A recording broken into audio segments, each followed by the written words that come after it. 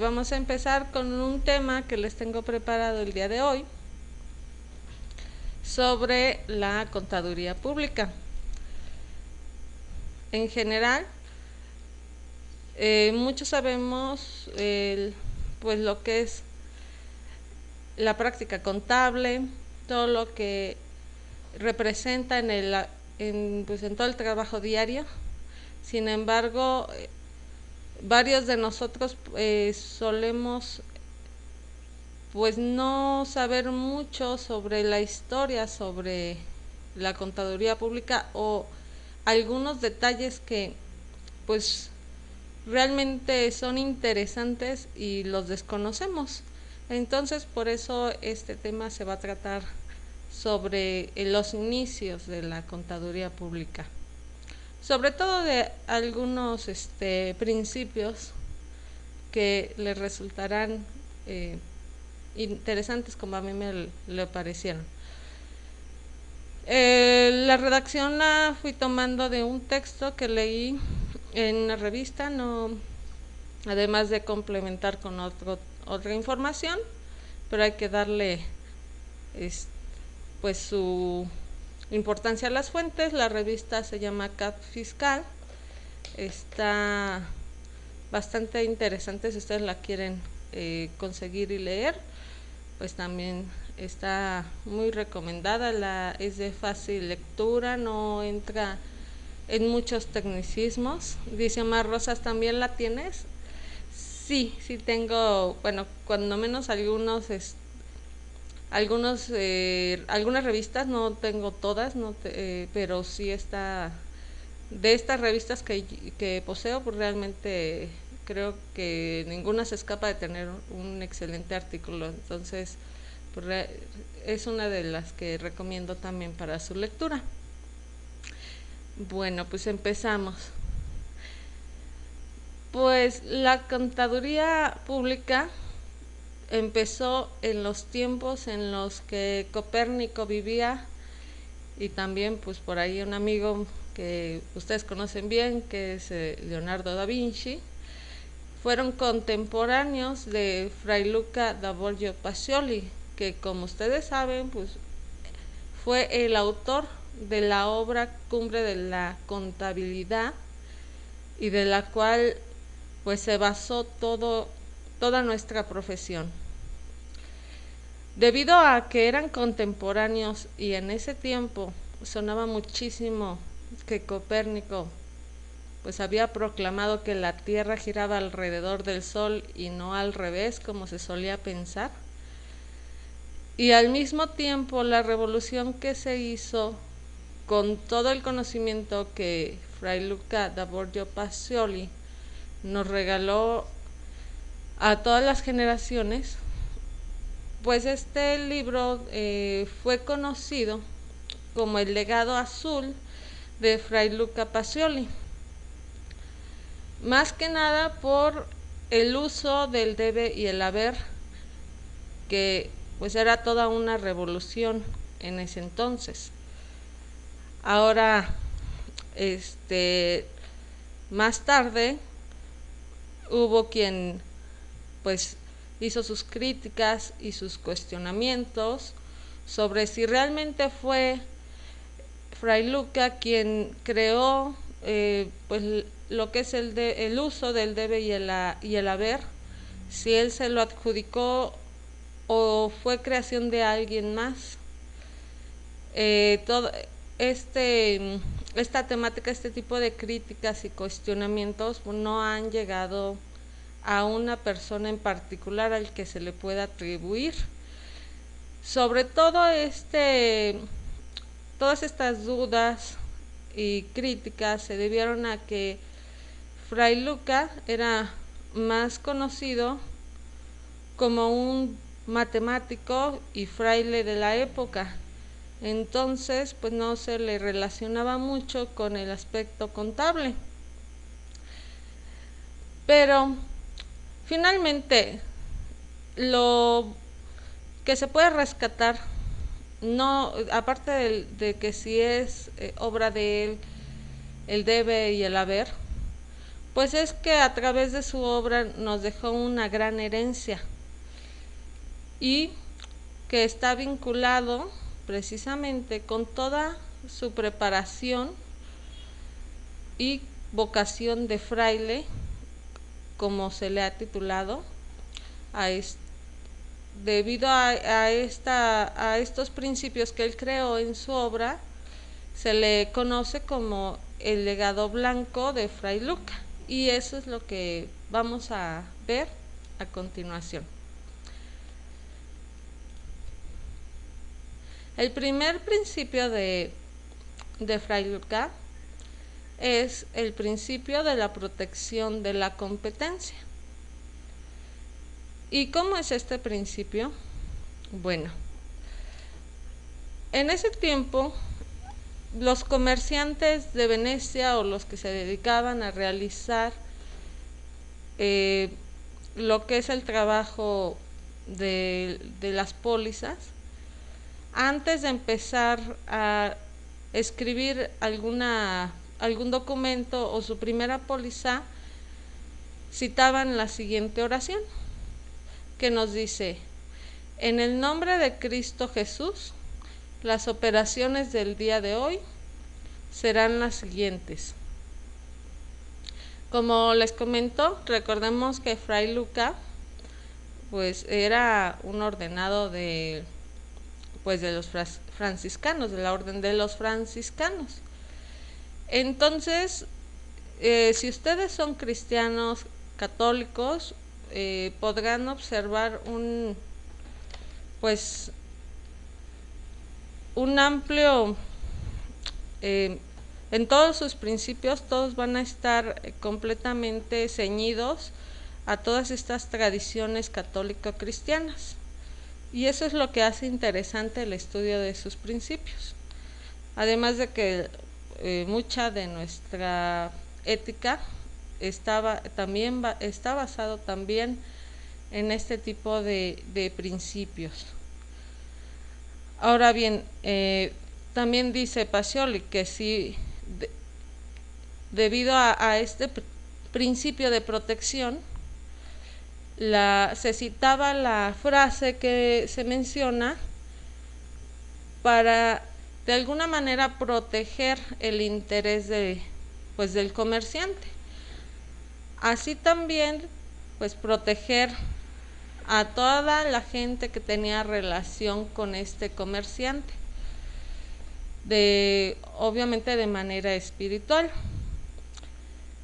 Y dentro de este principio él nombra que si el empresario era honrado, pues también tenía derecho a que sus operaciones fueran fructíferas y tuvieran una utilidad, como nosotros decimos, tuvieran bendiciones divinas, y además se le resguardara de las malas vibras y tenebrosas vibraciones, nombra aquí. Por eso precisamente es que en ese tiempo se hacía cita de esta oración. Ahora, aquí nos lleva a los siguientes cuestionamientos. Cuando nosotros empezamos a realizar nuestra actividad, seas de la religión que seas, pues das gracias, bendices tu trabajo, o lo tomamos como algo mecánico, algo que tenemos que hacer. Y pues aunque parezca algo separado, ajeno, hacer esta bendición a nuestro trabajo realmente le daría utilidades a nuestros clientes, porque finalmente por eso nació ese principio, para bendecir al cliente al que se le hacía la contabilidad y que tuviera utilidades, que no tuviera problemas al hacer sus transacciones, que se incrementara el flujo de efectivo y que no tuviera crisis. El siguiente principio que Pacioli nombra en su obra es el principio del valor jurídico. Y yo creo que aquí muchos sí lo van a identificar, porque tiene que ver con que cuando el contador firma algún documento, la firma tiene carácter de buena, que le da fe pública al documento, pero en ese tiempo era a tal grado que inclusive esa firma podía servir como testimonio ante cualquier juzgado, como cuando firma un notario. Actualmente pues ya ha habido una separación se pudiera decir, de grados. Dice Carlos Virgen del F: desde siempre el contador ha sido perito. Ok, sí.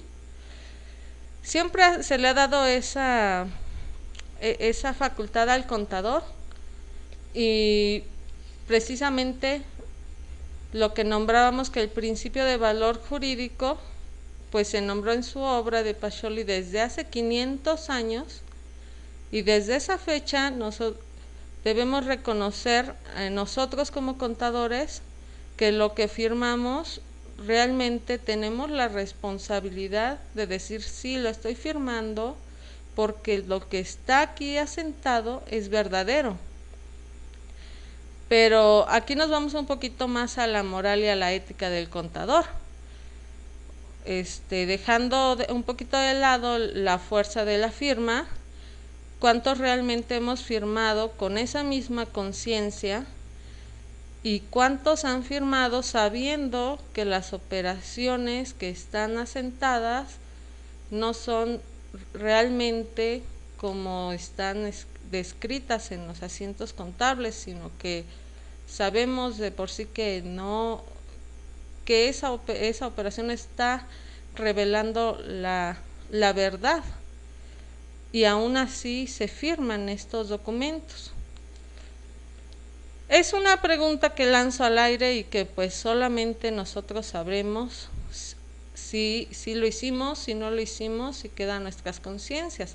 Aquí no se trata de juzgar a nadie, simplemente estamos exponiendo pues la forma en cómo nació la contabilidad, y desde ese tiempo pues ya tenía esos valores.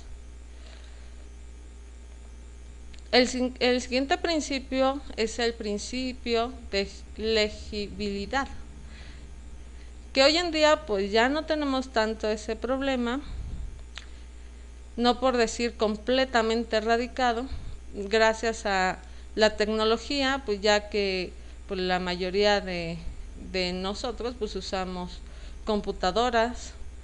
Si realizamos algún escrito o emitimos los estados financieros, pues se imprimen en la impresora con los caracteres que la misma computadora tiene, que son completamente legibles.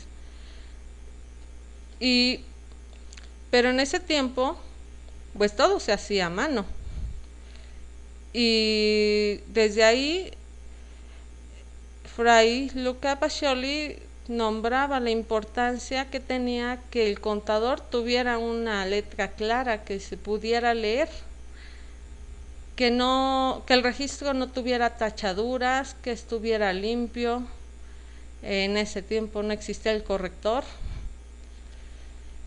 tampoco ni borrones, que fuera ahora sí que algo incluso sacro, ¿no? Entonces, si ustedes tuvieron oportunidad de, pues incluso hacerlos, porque aquí presentes pues tenemos a muchos contadores que todavía les tocó realizar asientos contables a mano, pues la pregunta va si realmente pasaba eso en sus despachos, que la contabilidad fuera realmente con letra clara, concisa, que fuera legible, que cualquiera que tomara el libro de diario pudiera entender lo que estaba escrito.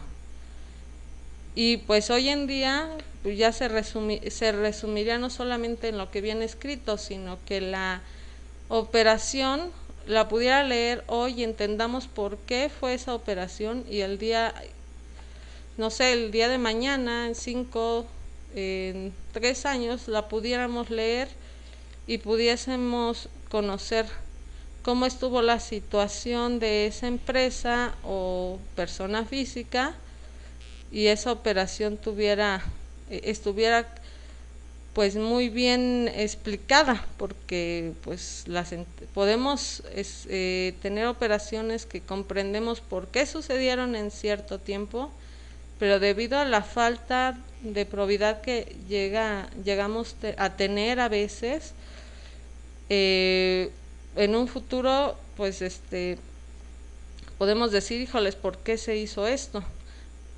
Pues tal vez no hicimos las anotaciones que debíamos hacer, y ahora nos estamos rompiendo la cabeza porque no sabemos por qué la contabilidad se hizo de esta manera. Ok. El siguiente principio es el principio del autorrespeto. Y aquí leo: Pacioli comenta que era una práctica común en esos tiempos, actualmente ya no pasa, pero en esos tiempos, que cuando un empresario o un agente de negocio sustituía a su contador por otro, el nuevo criticaba su trabajo y le decía que su trabajo iba a ser mucho mejor que el del anterior contador. Como menciono, pues eso ya no pasa actualmente. Pero finalmente Pacioli en su obra dice que un buen principio es el del autorrespeto, pero no el autorrespeto a nosotros mismos, sino el autorrespeto a la misma profesión. Aquí mismo menciona él que era una costumbre indeseable, ya que desprestigia a la actividad contable. El contador que hacía una mala mención sobre el trabajo del contador anterior, en realidad no estaba hablando mal del trabajo del contador, estaba hablando mal de la actividad contable y estaba desprestigiando a nuestra propia profesión. Es por eso la importancia que tiene que sepamos el valor de nuestro propio trabajo, y pues lo pongamos muy en alto, que siempre nos estemos guiando por ese respeto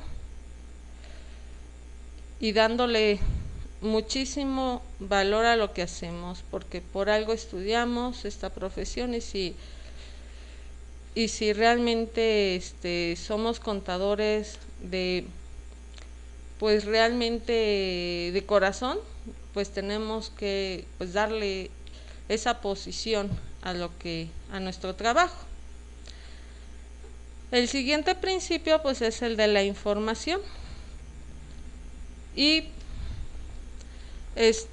aquí pues está muy relacionado con los anteriores nombrados principios de contabilidad, y actualmente pues las normas de información financiera, en donde menciona que ninguna información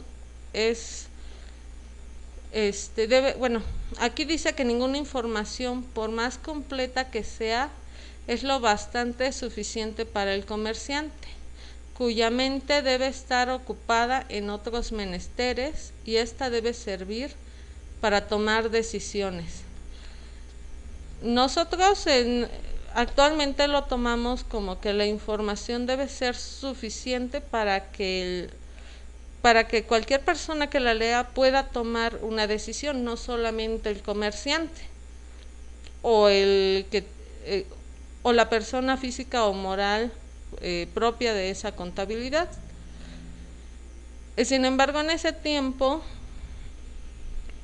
Pacioli lo que trataba de fomentar a través de este principio era que el empresario pues debía de saber de nosotros, bueno, como contadores, debíamos de ayudarle a comprender por qué, o más bien cómo se lee un estado financiero, por qué los números están así, qué es lo que significa para él pues esa pérdida que salió y cómo pudiera ayudar esa información para tomar una buena decisión. Y no precisamente saber toda la mecánica contable, sino simplemente saber usar la información que después de nosotros haberla procesado, pues él ocuparla para lo que realmente necesita en su actividad. Y pues aquí nos deja la autora las preguntas donde nosotros sabemos bien que esa es parte de nuestro trabajo, el darle esa cultura al empresario, pero ¿cuántos realmente lo hacemos? ¿Cuántos realmente le damos sus números al empresario o cualquier persona física que tengamos a nuestro cargo y no le explicamos por qué paga cierta cantidad de impuestos o cómo pudiera hacer él para mejorar sus finanzas personales? Ya no nos vamos tanto a los impuestos, sino cómo pudiera utilizar mejor los números que le entregamos para mejorar sus finanzas. O sea, realmente sí hacemos este trabajo o simplemente pues la procesamos y entregamos pues lo que salió y hágale y que Dios lo bendiga. Hágale como quiera, diría por ahí. Dice Carlos Virgen del DF, San Agustín nunca nos desampara. Pues no, para muchos ese es como que el pan de cada día, el San Agustín.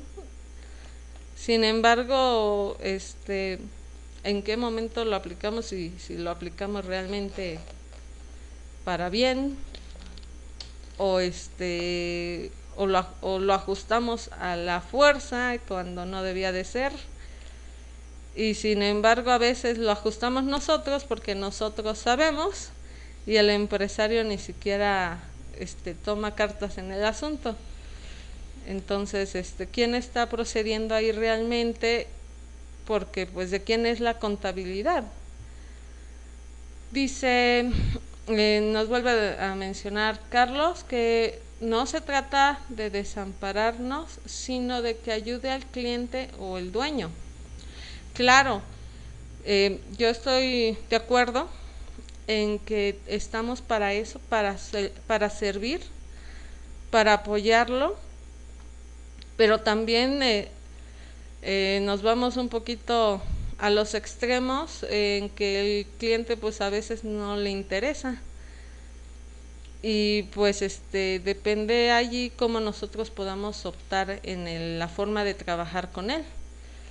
A mí me encantaría que a todos los clientes les interesara más que el ver cuánto pagan de impuestos, ver cómo sus números les pueden ayudar a tener un mejor trabajo o un mejor proceso o un mejor control dentro de sus empresas. Y ahí hay un trabajo que pues que poco a poco se realiza en la concientización y pues con algunos es pues rápido y con algunos otros pues es lento y con otros muchos pues realmente ni les importa.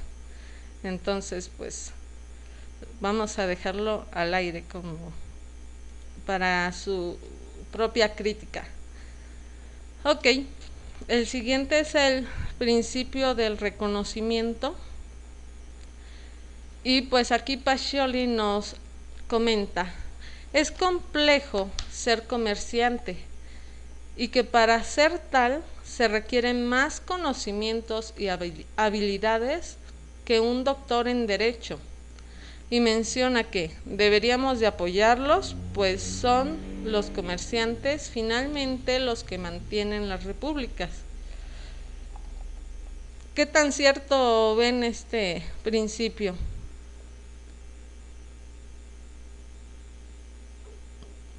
En cuanto a que mantienen las repúblicas, bueno, en otros países pues inclusive es un delito mayor el dejar de pagar impuestos, y aquí pues también tenemos la legislación para eso. Sin embargo, pues no en todas se encaja, no en todas se aplica, ¿verdad? Sin embargo, es cierto, los impuestos son para mantener el gasto público, y si el comerciante no tiene utilidad, pues no hay impuestos, y por lo tanto pues no hay crecimiento estructural. Y nos dice Carlos Virgen que pues los comerciantes, pues son los comerciantes los que pagan impuestos para que se mantengan los gobiernos.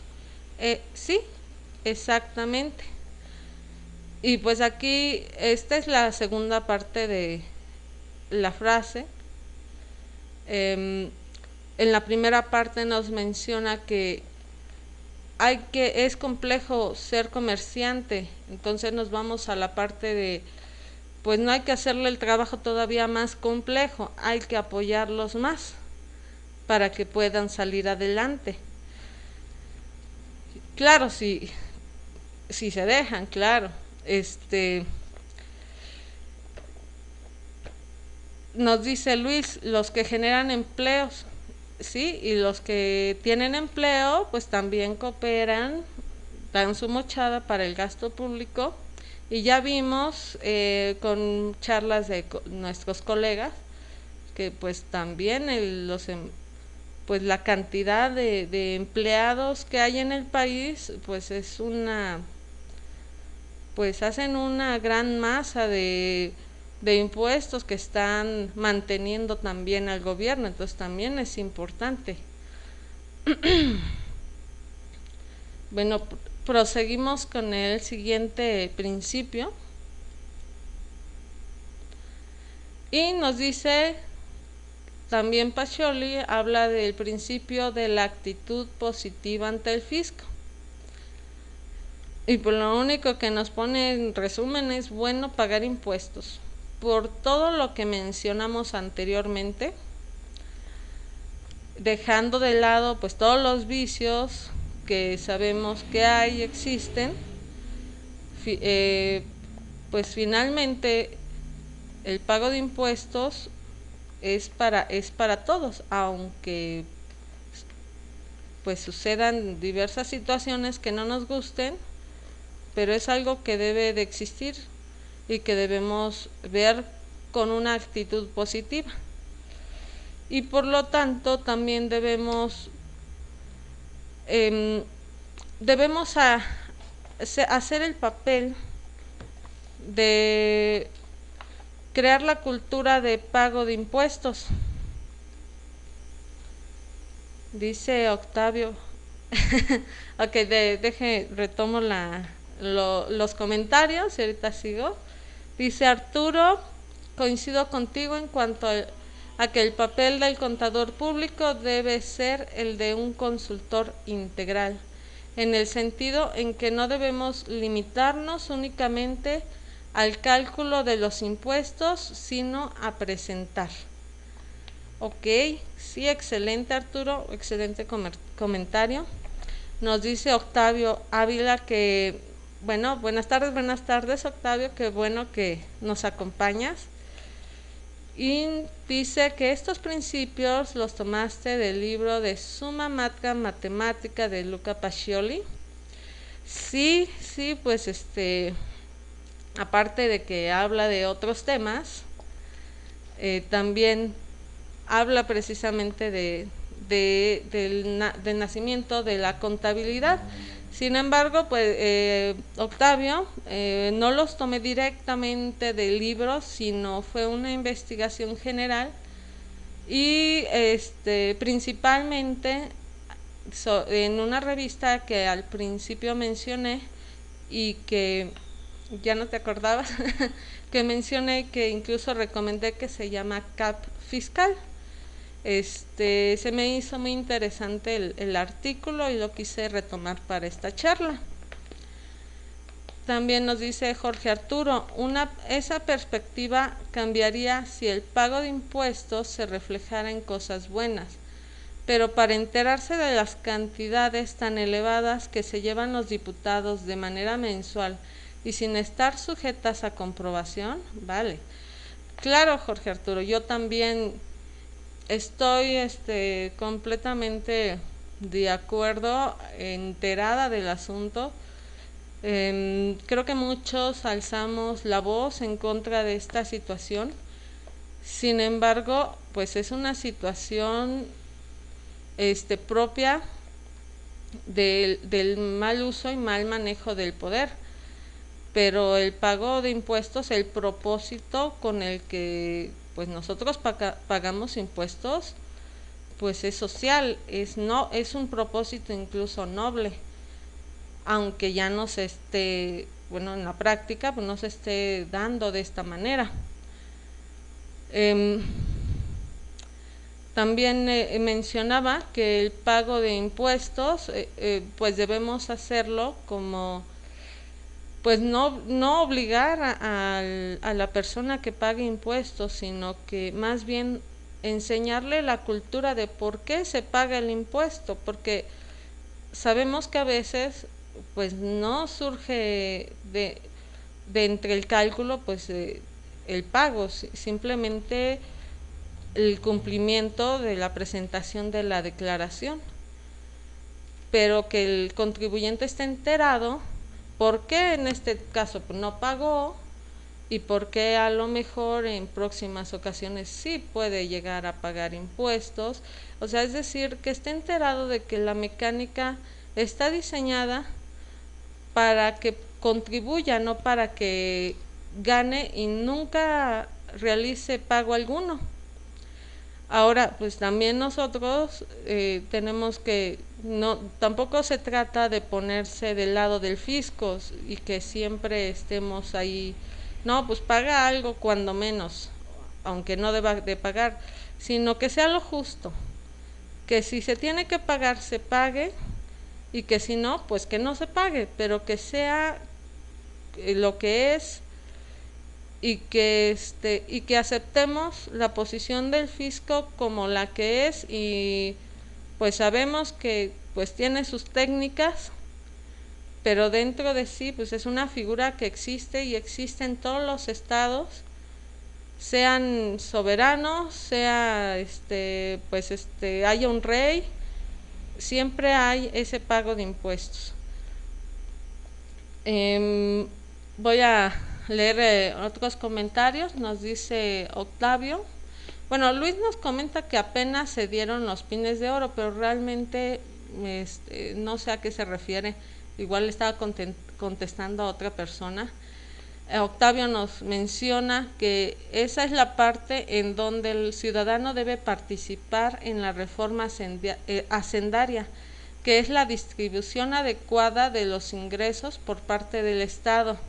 Así es, no solamente nosotros como conocedores, sino que el público debería ser nuestra fuerza también, porque finalmente nosotros pues sabemos, somos los estudiosos, pero el que termina siendo el afectado pues es pues la persona física y la persona moral. Dice Jorge Arturo, que hagan una reforma constitucional que señale que el pago de impuestos es para solventar los gastos de los políticos, y entonces ya sabremos a qué atenernos.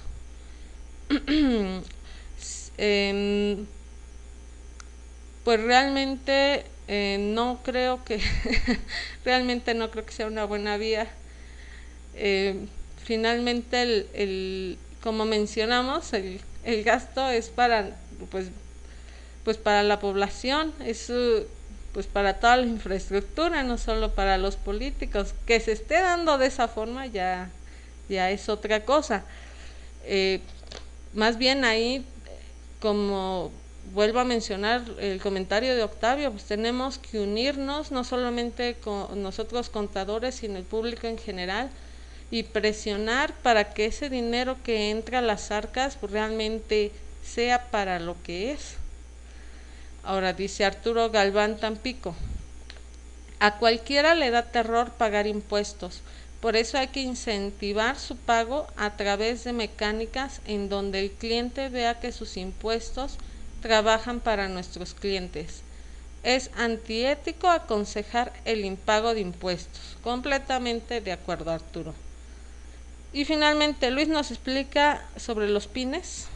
Dice: se gastaron 2 millones de pesos en pines de oro para dar a cada uno de los 500 diputados. Wow. O sea, me quedo de a 6. Digo, para que el político lo guarde una temporada y si no le sirvió vaya y lo venda en las casas de empeño, ¿no? O sea, a lo mejor es un mal comentario, pero, y disculpen si alguien se sintió ofendido, pero realmente creo que es un gasto innecesario. Y bueno, pues ya se los dieron, pero es dentro de esos son los detalles en los que nosotros brincamos, ¿no? O sea, no solo yo creo que hay muchos aquí que dice ¿por qué? ¿Por qué ese tipo de beneficios, ese tipo de gastos, pues que no realmente pues no le dan más al país, al contrario, le quita? Nos dice Omar Ávila: pero si basamos el no pago de impuestos porque otros no lo hacen, entonces ¿por qué quejarse de que no haya servicios básicos en todas las comunidades? Así es, todo es consecuencia de algo. Y aquí pues el permisismo del mexicano, que no solamente por el impago, sino permitir que se realicen ciertas acciones, el que veamos que están sucediendo las cosas y quedarnos callados, pues eso también hace que la bolita de nieve se vaya haciendo más grande y ahorita pues está que no sabemos ni qué hacer con ella, ¿verdad? Bueno, vamos a terminar con el tema. El siguiente principio que nos deja Fray Luca Pacioli es el principio del signo de la cruz. Y este principio en lo particular yo no lo sabía, pero al parecer pues la T que nosotros utilizamos en el debe y en el haber, en realidad pues es una cruz, está basado en la cruz de Cristo. Y es como un símbolo que pues el fraile pues incluyó como parte del primer principio de bendecir la contabilidad de nuestros clientes, de decir pues Dios bendice estas operaciones para que a mi cliente le vaya muy bien y que siempre tenga utilidades. Y pues aquí nos dice que el libro de diario adoptará para su rayado la forma del signo de la cruz. En el caso del diario más bien dicho, en el caso del libro de mayor, perdón, me distraje, adoptará en su rayado también la forma de la cruz, el signo de la cruz, pero aparte se le debe de añadir a ambos lados de la cruz la palabra Jesús. Y aquí pues dejo un ejemplo de cómo había recomendado Fray Luca Pacioli hacer pues la señalización, la cruz para el debe y el haber, tanto del diario como del mayor. E incluso mencionaba que la portada de cada uno de los libros debía tener también la cruz de la siguiente manera.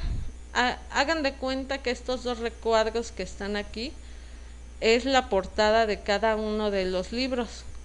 Así es, Luis, era, pues de principio fue la contabilidad con toda una matización cristiana católica, y pues hasta la fecha, como menciono, pues muchos nosotros como contadores pues no lo desconocíamos. Yo me sumo.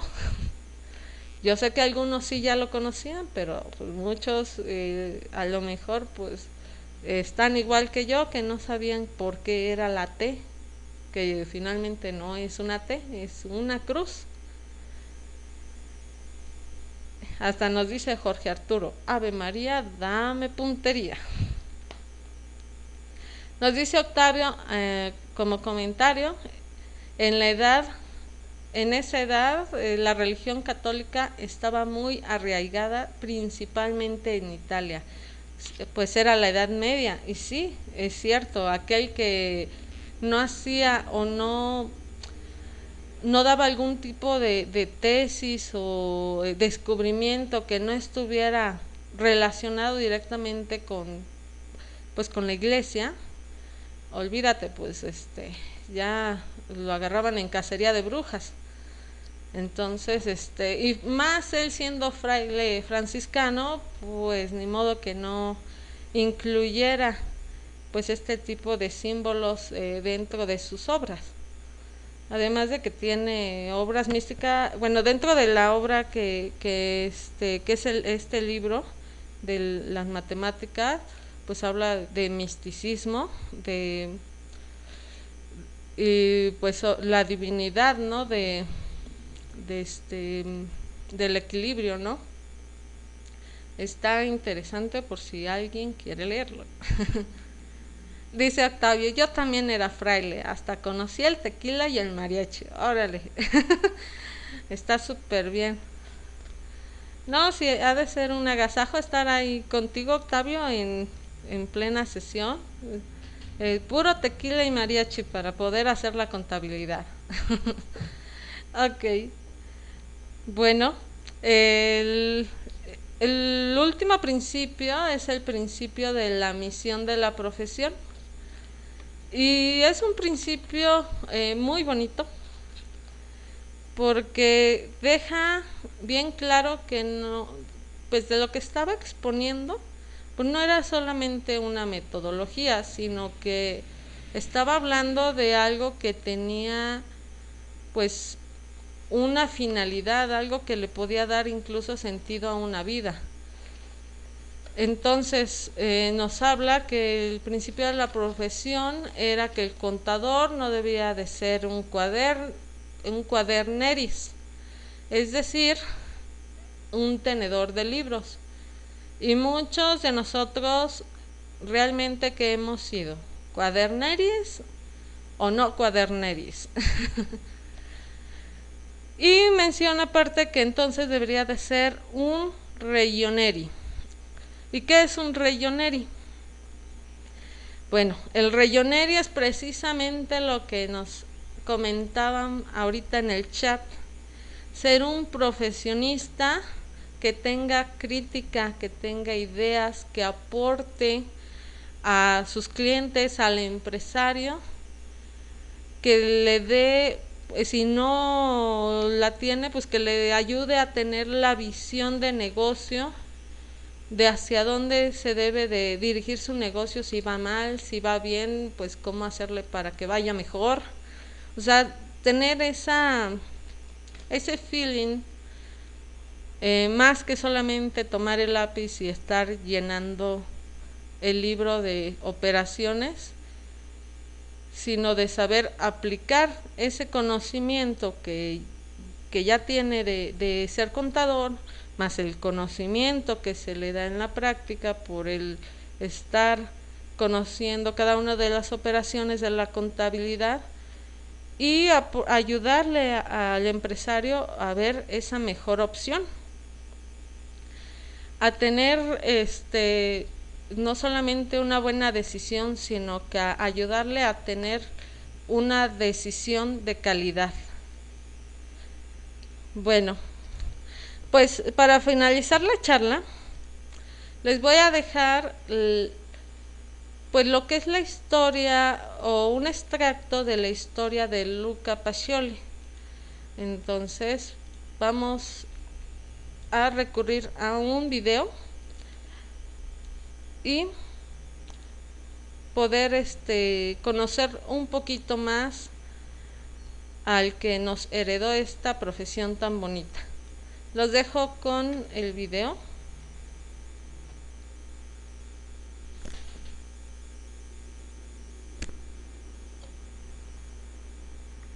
San Sepolcro, antiguamente llamado Borgo a Santo Sepolcro, es un municipio de la provincia de Arezzo, en la región de la Toscana, en Italia. Con sus 16.000 habitantes es el centro más poblado de la Valtiberina toscana. El territorio se encuentra en los límites sudorientales de la Toscana, entre la ribera izquierda del Tíber y los Alpes de la Luna.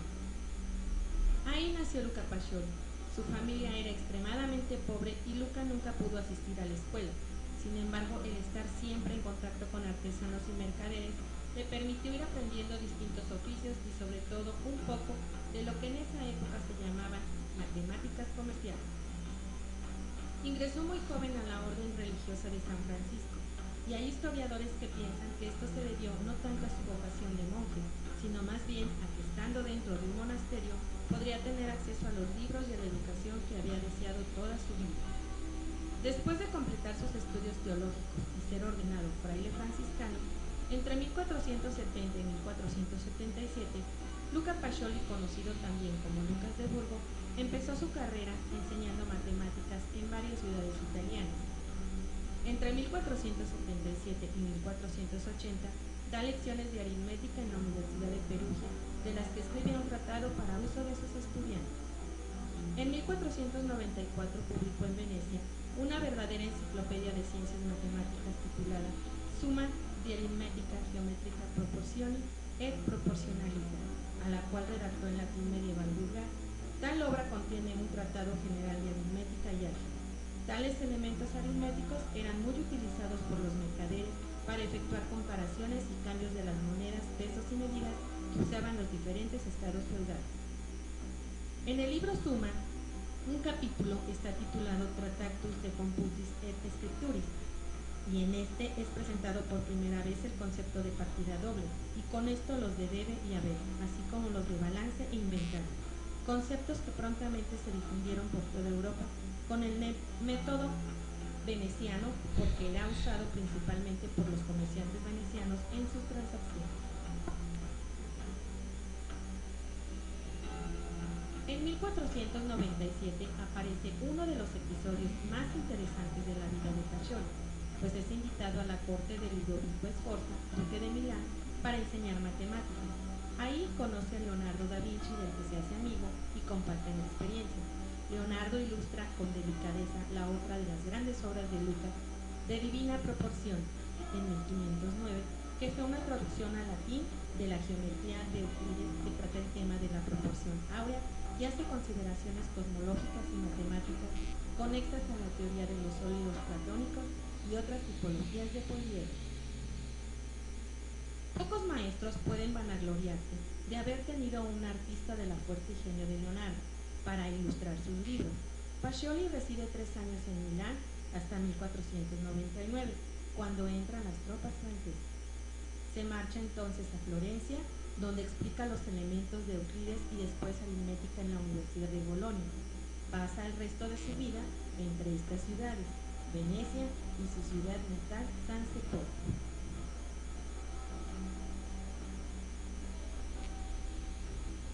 Otra de sus obras que no llegó a publicar fue De Vidibus Quantitatis, que es una larga colección de problemas recreativos, aritméticos y geométricos, proverbios, juegos y adivinanzas de todo tipo. También escribió una traducción al italiano de los elementos de Euclides, un librito de ajedrez y varios textos de aritmética práctica y comercial. Luca Pacioli no puede considerarse un gran matemático creador, pero su gran mérito consiste en exponer los temas con vivacidad y escribir en lengua vulgar, haciendo más asequibles los conocimientos a todo el mundo. Por lo que en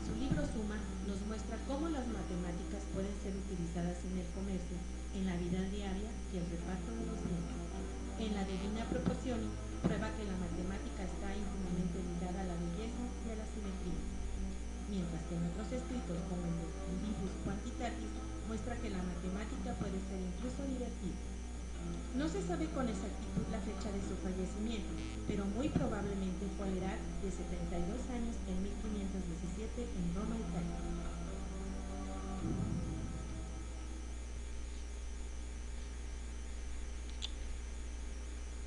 Muy bien. Pues exactamente nos queda un minuto para despedirnos para que nuestro amigo licenciado Pepe Soto, que ya está aquí, bienvenido Pepe, pues dé comienzo a su charla. Así que aprovecho este minuto para agradecerle a todos los presentes que hayan pues me hayan dado a mí la oportunidad de escucharme y también contestar la pregunta de Octavio de que si voy a subir el material a sabe que Brox, que es me imagino que te refieres a Dropbox. Sí, Octavio, voy a subir estas diapositivas a Dropbox y aparte tengo grabada la charla. Por si la quieren ver, va a estar en el canal de YouTube.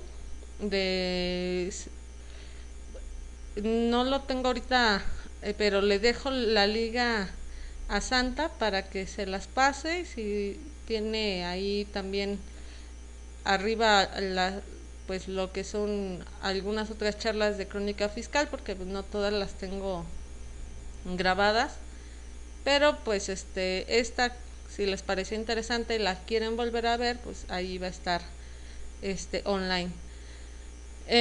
Bueno, me despido de todos, muchas gracias.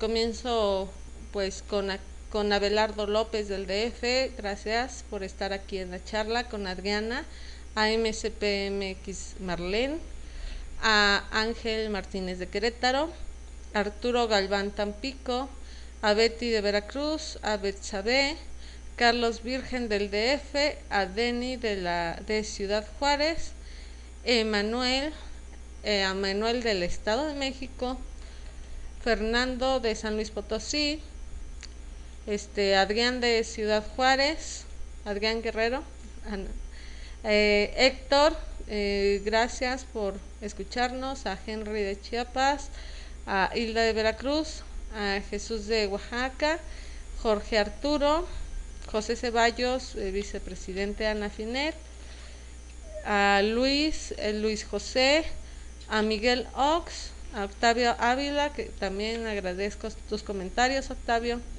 a Hola Hernández, también, aunque al último de la charla, pero muchas gracias por escucharme, a Omar Ávila, Omar Rosas, Pepe Soto también, que nos escucha al último de la charla, pero también le agradezco su presencia, a Ramón 71 de Alvarado, Veracruz, y a Ubaldo. Muchísimas gracias, que sigan teniendo una increíble tarde, pásensela súper a últimos días de vacaciones, si no es de ustedes, de sus hijos, pero que los disfruten muy bien. Hasta la próxima semana, chao.